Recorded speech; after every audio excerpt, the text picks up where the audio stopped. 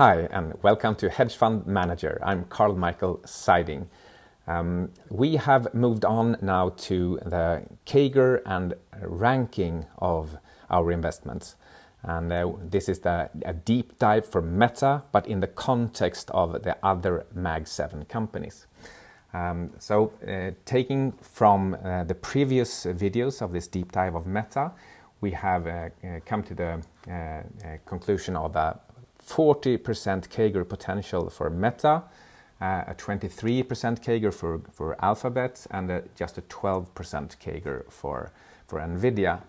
I typically use at least a 15% annual return potential as the hygiene factor. There is no reason ever to buy a stock with just a 15% annual return potential. Then it's better to just stick with the market average or wait for a better opportunity in single stocks. So with these assumptions, Nvidia does not look attractive enough. On the other hand, we might have been a bit too pessimistic on the future earnings multiple. But these are the numbers we have decided on for now. So let's stick to our guns here and use that in our relative ranking.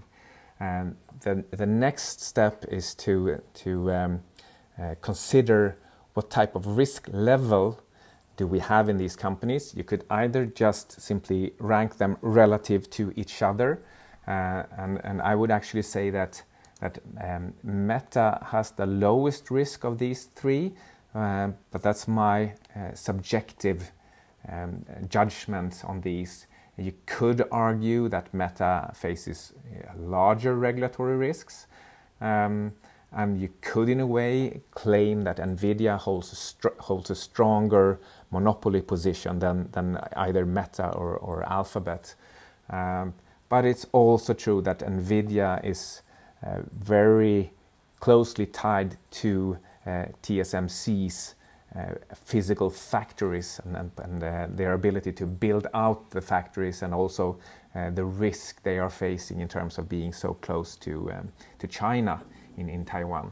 But these are my my attempt at the subjective risk assessment, just adding a factor for each company relative to the market. And the most simple way we could use these are just dividing the CAGR with our risk factor to come to a kind of risk-adjusted potential for the company.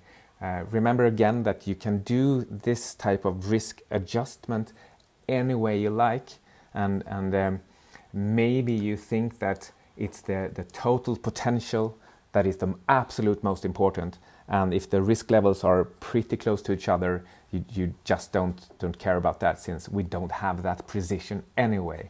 But sometimes if you have a lot of stocks, then it's more of a challenge to keep them all top of mind at the same time, and then it might be a good thing to try to pinpoint your own risk assessment as precisely as possible.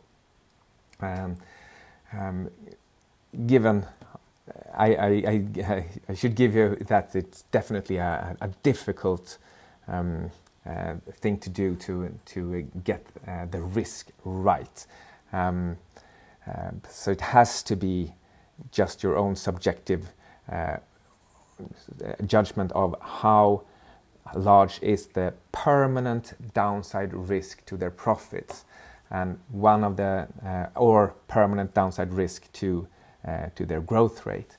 And I think Nvidia is definitely facing the toughest hurdle here, and not least because of their